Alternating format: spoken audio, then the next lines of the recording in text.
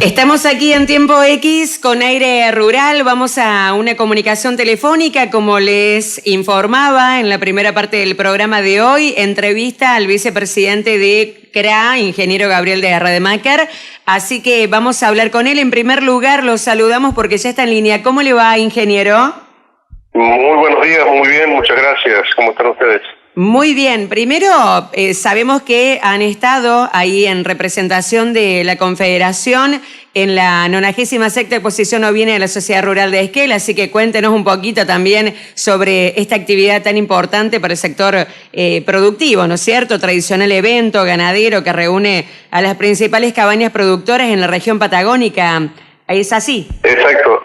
Y uno toma conciencia realmente de la dimensión y representatividad que tiene a todo lo largo y ancho del país CRA, porque uno pasa de los 40 y pico de grados de temperatura a los 7 en un día, en distintos eventos, en distintas exposiciones. Bueno, la realidad es que tenemos 360 rurales distribuidas en todo el país y todas con sus eventos, con sus exposiciones, con esto de demostrarle al resto de la sociedad lo que hacen, lo que se produce, cómo se produce, y en este caso con una muestra ovina realmente de avanzada, una genética excepcional.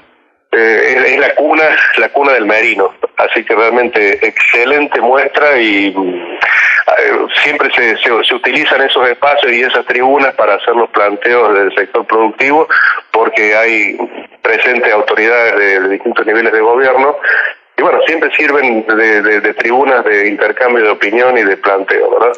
Bueno, vamos a comenzar con el espíritu de esta nota, donde yo le planteaba, cuando coordinamos también esta entrevista a Gabriel, de hacer de forma sintética un balance de lo que ha sido el 2021, para después también empezar a hablar cómo hemos arrancado y cuáles son las perspectivas de este 2022. Así que arrancamos mirando un poquito hacia atrás, al pasado inmediato, y hacemos una síntesis de cómo califican, cómo fue el 2021 de acuerdo a lo que han sido los objetivos que se trazaron a principio de año del 2021. Mira, no ha sido un año bueno en absoluto. Empezamos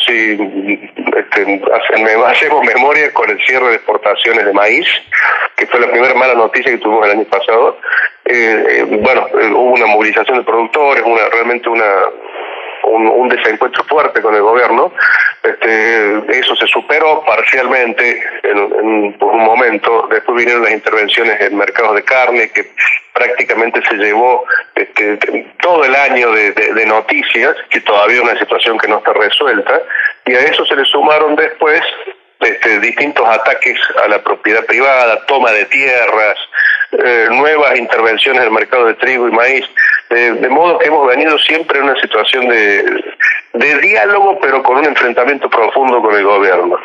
No ha sido un año positivo en absoluto.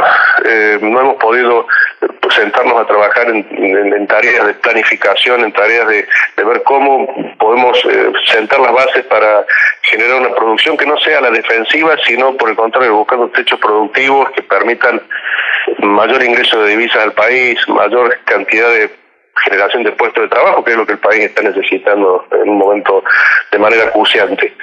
Y este año empieza más o menos de la misma manera, porque ya tenemos la decisión asumida de que el gobierno lleva adelante la creación de un fideicomiso para trigo y maíz, como un elemento de trasladarle algún alivio a sectores de eslabones industriales o de exportación, depende de los casos, e incluso algunos sectores productivos, pero de producciones casi industrializadas, como son los pollos, para tratar de enderezar algunas distorsiones que el mismo gobierno genera con la fijación de precios máximos, precios cuidados, o el precio al que estos eslabones tienen que liquidar sus insumos dentro de la estructura de costos que le autoriza el gobierno.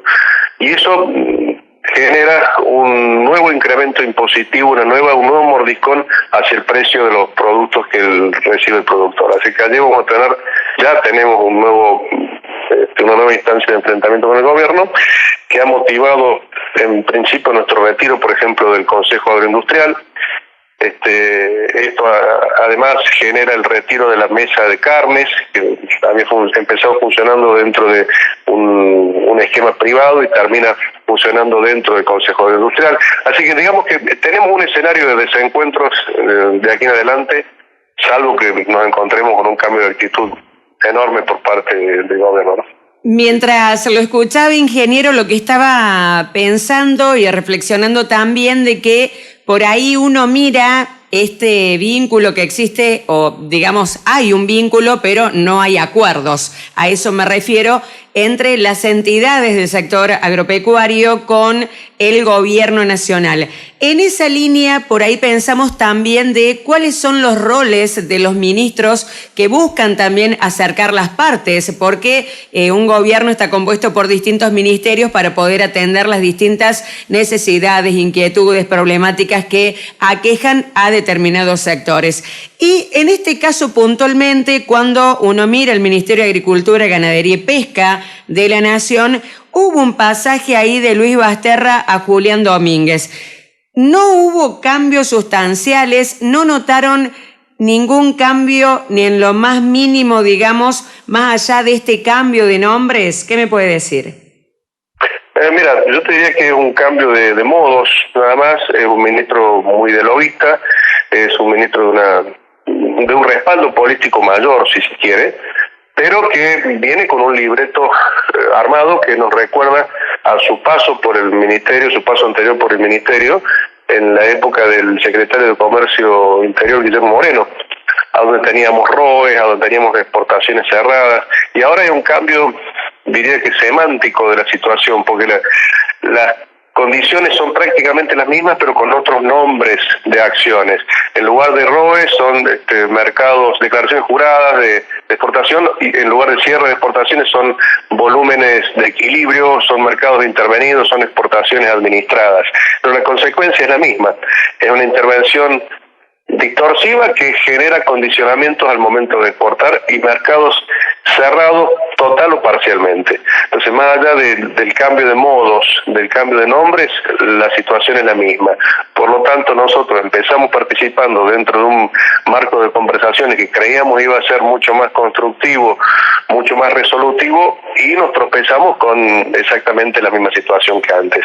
Ante eso, hemos puesto un freno en la participación de muchos espacios para no convalidar con la presencia de pronto de las entidades el acompañamiento de algunas medidas que son totalmente contrarias a lo que nosotros venimos propiciando. Claro, ahí usted recién remarcaba esto que obviamente de público conocimiento, que también lo hemos hablado aquí en Tiempo X con Aire Rural, desde CRASE fueron del Consejo Agroindustrial Argentino. Se retiraron también Federación Agraria y la Sociedad Rural Argentina de la mesa de enlace y solo quedó con INAGRO. La verdad que es un panorama bastante complejo, porque uno dice qué importante sería que las partes se puedan poner de acuerdo, hecho que no está ocurriendo y que, dada esta circunstancia, todo avisora que se va complejizando cada vez más. ¿Hay algún indicio que usted le pueda hacer pensar lo contrario, que puede haber un cambio de actitud y poder llegar a algún acuerdo de todos estos reclamos que se están haciendo de parte del sector? Mira, el ámbito del Consejo Agroindustrial es sin duda el ámbito propicio a donde deberían encontrarse sin mezquindades y de forma muy sincera todos los eslabones de la cadena agroindustrial. Pero en las actuales circunstancias, con este tipo de intervenciones, con este tipo de regulaciones que impone el gobierno, empiezan a aparecer actitudes de sálvese quien pueda, aún dentro del ámbito privado. Entonces es difícil construir espacios de confianza necesarios para poder llevar reclamos en conjunto con distintos eslabones, industrial, exportación, producción, comercialización, sin que aparezcan estas necesidades de trasladarle costos de un eslabón al otro para salvarse de estas intervenciones o estas regulaciones que hace el gobierno. En tanto y en cuanto no tengamos un cambio de actitud muy difícil de imaginar por parte del gobierno, que tiene una vocación intervencionista muy marcada, ya sabemos, de regulaciones, de prohibiciones, de autorizaciones que siempre pasan por una ventanilla que genera un peaje real o eventual. Hasta que no salgamos de esa lógica, que creemos que con este gobierno va a ser muy difícil, más difícil va a ser también avanzar en un espacio lógico de entendimiento entre los eslabones, como podría haber sido el Consejo de la Industria. Bueno, por estos tiempos, muchas noticias. Por eso vamos a tener que hablar más frecuentemente, Gabriel, si no se nos juntan todos los temas. Exactamente. En una nota. Tenía la impresión de que el gobierno todos los días se levanta con la imaginación despabilada de ver a ver cómo nos complica la vida en lugar de facilitarla, ¿viste? Claro, es como que uno dice, bueno, ahora hay una reunión, seguramente van a sacar algún decreto, seguramente fijémonos en el boletín oficial si hay alguna info, pero cuando miramos cada vez más problemas. Reúnanse menos. Podría ser, por ejemplo, una buena noticia comercial para el país, este eventual conflicto que hay en los países bálticos, que va a llevar a potenciar el precio del trigo. Para la Argentina va a ser un problema, porque le genera al gobierno, dentro de su impronta, un aumento del precio de una materia prima que para el pan significa un 8 o 10% de su ecuación de costo. Pero eso es suficiente para que el gobierno ya imagine una nueva intervención, una nueva prohibición de exportaciones o regulaciones de precios máximos, precios cuidados, además. Entonces, cada oportunidad que nos presenta el mundo le genera al gobierno, por su percepción, por su concepción de producción, un problema. Y eso nos lo traslada a los productores. Entonces, en esas condiciones es muy difícil dialogar. Quería preguntarle, por otro lado, cambiando un poquito de tema, ingeniero, porque un técnico de la mesa de enlaces es el nuevo viceministro de Agricultura, que es un referente económico conocido desde ahí, desde CRA, desde ustedes, Matías Lestani, que asumió hace poquito, en los primeros días de enero, como secretario de Agricultura, en lugar de Jorge Solmi. ¿Cómo cayó esta noticia dentro de Confederaciones Rurales Argentinas? ¿Esto se venía hablando? ¿Ustedes tenían conocimiento de que esto iba a suceder? ¿Cómo fue? No, mira, para nosotros cayó muy mal, porque nos enteramos un par de horas antes de que esta noticia saliera a la prensa. La verdad es que estas cosas no se resuelven de un momento para otro, requieren sin duda un tiempo de negociación, de conversaciones entre las partes, tiempo del cual nosotros no fuimos compartidos, ni por el lado del ministro ni por el lado del técnico. Nos enteramos, te digo, un par de horas antes, y eso explica muchos comportamientos en reuniones a donde asistía Lestani en representación de CRA, que dieron, si se quiere, algún aval o acompañamiento a algunas decisiones del gobierno que nosotros no compartimos. Pero bueno, lo entendimos con el diario del lunes, habiendo sabido cuál era lo que había atrás, o qué era lo que había atrás de ese acompañamiento. La verdad que, si se quiere, fue para nosotros una traición, una situación de infidelidad que no hace bien tampoco a esta búsqueda de confianza entre el gobierno y las entidades. Creo que se equivocó el ministro en plantearlo de esa manera, y ahora va a haber que remontar esta desconfianza que se aumenta, se genera en esta situación, esta actitud, ¿no? ¿Matías Lestani volvió a hablar con ustedes? ¿Se dirigió para dar algún tipo de explicación, ingeniero, o no? No nos hemos encontrado todavía. Seguramente se dará en el marco de algún encuentro, de alguna reunión, y indudablemente va a ser una situación incómoda.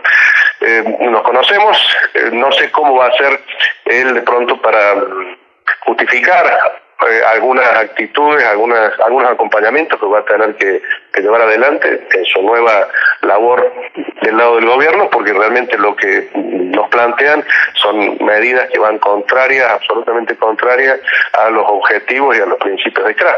Pero bueno, a ver, cada uno sabrá explicarlo después en su ámbito personal, ¿no? Actualmente el sector agropecuario viene golpeado por fenómenos como el clima, la sequía. Acá en nuestra provincia de Córdoba hemos tenido una lluvia que ha sido tan pero tan esperada. Y la gente mira hacia el cielo con una sensación de agrado, de satisfacción, y después mirando a ver si llueve otro poco más también. Otros sectores afectados por los incendios. Cuando uno mira el mapa de nuestra República Argentina, también vemos lugares que han sido afectados por heladas. Es decir, que todo depende de qué provincia nos refiramos. Pero en este caso puntualmente, hablando de nosotros, los cordobeses, ¿cómo impacta en la realidad económica esto de los productores, estos acontecimientos descriptos que son inmanejables, como el clima? Hemos tenido ya una primera reunión de seguimiento de la situación dentro del marco de la Comisión de Emergencia con el gobierno. evaluando a ver día a día cómo evolucionan las lluvias, cómo evoluciona la reacción de los cultivos. Hay algunos cultivos que no van a tener reacción ya porque el daño está hecho y bueno, y habrá que después evaluar si están dadas las condiciones para una declaración de emergencia. El mensaje que hemos recibido del gobierno es que productor que tenga una situación de pérdida productiva va a ser completamente contemplado aún individualmente dentro de ese marco de lo que habilita la ley. Lo que pasa es que realmente las respuestas que pueden dar los gobiernos provinciales como emergencias agropecuarias son escasas, una prórroga de vencimientos impositivos de impuesto inmobiliario rural. Realmente eso no mueve la aguja, el amperímetro de las consecuencias económicas que trae un daño de esta naturaleza. Sobre todo cuando se tiene en cuenta que los aportes que se hacen en materia impositiva, por ejemplo, en concepto de derechos de exportación, son infinitamente mayores y es allí donde está el problema. Tenemos que dar una discusión mucho más de fondo, sobre todo con ese tema. Empezar a discutir la eliminación de los derechos de exportación, que es la verdadera emergencia al que nos tiene sometido el gobierno desde hace más de 20 años, ¿no? Muchas veces, sí, es así, ingeniero. Muchas veces hemos hablado también acá, incluso fuera de momentos de sequía o fuera de momentos de inundaciones o fuera de momentos donde hay gran caída de granizo y que se lleva todo, porque los fenómenos climatológicos son diversos de acuerdo a la estación del año y en distintos momentos, en distintas regiones geográficas del país han generado pérdidas que han sido muy sustanciales y que han afectado la economía de los productores. Y pensamos qué difícil ha sido uno de los grandes problemas y complicaciones o dificultades para poder materializar esto de poder contar con seguros, porque sabemos que hay productores que tienen determinados seguros, pero por ahí tener seguro para todo es como que se hace insostenible desde el punto de vista económico de lo que cuesta, ingeniero. Ha sido o es una de las grandes materias pendientes que tenemos en nuestro país en ese sentido. Y sobre todo, permítame, perdón que sea tan larga hablando, pero en otras épocas venimos viendo de que a lo mejor en una provincia tenés un problema, pero en otra provincia no. En este caso, la sequía generalizada en Argentina afecta a Brasil, afecta a Paraguay, entonces un problema magnificado de lo que en otros años, digamos, si lo comparamos. Sí, pero cuando uno compara con la política que se llevan adelante en otros países en materia de emergencia, estos seguros multirriesgo o como se les quiere llamar, requieren de un subsidio estratégico por parte del Estado, porque en definitiva es una pérdida también para los estados nacionales. Y en este país estamos muy lejos de esa situación. Pensemos que mucho más allá de que acá no hay subsidios, hay un castigo a la producción con 170 y pico de impuestos que nos afectan en forma directa. De modo que para poder hablar de un seguro estratégico que contemple estas situaciones climáticas y que vayan más allá del seguro antigranizo al que uno puede acceder con mayor o menor costo desde la producción, hay que redefinir absolutamente la ecuación impositiva y la estrategia, la visión que el gobierno nacional tiene en la relación con el sector productivo agropecuario. Es una discusión de fondo que también, de nuevo, en algún momento se tendrá que dar, pero con este gobierno uno imagina que no va a ser fácil, no está en la agenda del gobierno tampoco, ¿no? Bueno, estaba pensando que siempre decimos que los años también se complejizan más cuando son electorales o no son electorales. En este caso estamos en un año que tiene particularidades distintas porque ya el año pasado tuvimos las elecciones intermedias, vamos derecho al 2023 y nunca se había planteado un escenario tan puente, ¿no? De una elección intermedia a una elección ejecutiva, que son las que vamos a tener el año que viene. ¿Esto cómo impacta, como para ir cerrando esta nota, ingeniero, en lo que es el sector productivo? ¿Impacta o no impacta? Porque vemos grandes aspiraciones también en lo que va a ser el año que viene. Y la política, obviamente, que influye muchísimo.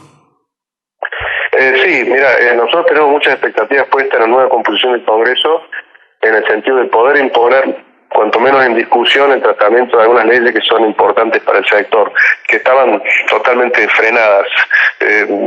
Ojalá se dé ese escenario y podamos hablar de derechos de exportación, podamos hablar de ley de semillas, podamos hablar de este tema de un seguro integral, podamos hablar de reformas de trabajo, de reformas impositivas, de unificación de tipo de cambio. Son elementos macro tan globales que si no se dan en el marco de una discusión en el Congreso, es difícil imaginar que el Ejecutivo, con sus propias diferencias internas, pueda tomar decisiones en ese sentido.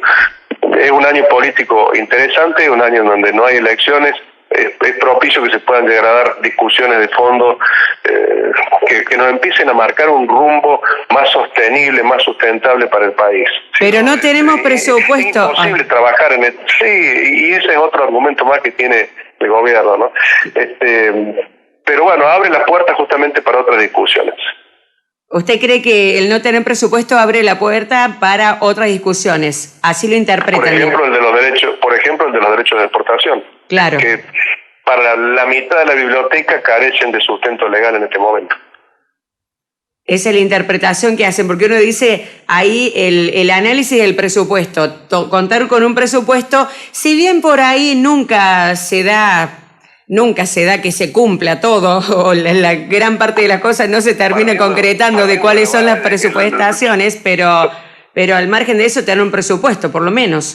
Partiendo de la base de que los parámetros económicos que se incluyen en el presupuesto son tan mentirosos que tenerlo o no tenerlo, la verdad es que después no lo cumplen nunca. Pues, estamos hablando de un presupuesto que contemplaba una inflación del 29, por eso decía. Y ya cualquier proyección está cercano a los 60. Entonces, eso habilita también al gobierno a después hacer unos desmanejos en materia financiera y económica que ya sabemos a lo que nos conduce, ¿no? Explica los desórdenes. Ingeniero, ha sido muy amable. Quiero agradecerle por este contacto y vamos a empezar a tener notas más frecuentemente. Así no se nos junta todo. Buena estrella. Buena estrella. Hablamos entonces con el ingeniero Gabriel de Rademacher para Tiempo X con Aires Rural, un pantallazo general. Arrancamos hablando del balance 2021 para poder después hacer una mirada hacia adelante en este 2022. Es una persona muy amable, Gabriel, que siempre atiende el teléfono. O sea, la que tiene que llamarlo para coordinar más notas soy yo, porque siempre está con toda la predisposición para poder abordar del tema que sea. Así compartimos Tiempo X con Aires Rurales, segundo bloque en la 95.3, Tiempo X FM, música, patrimonio cultural.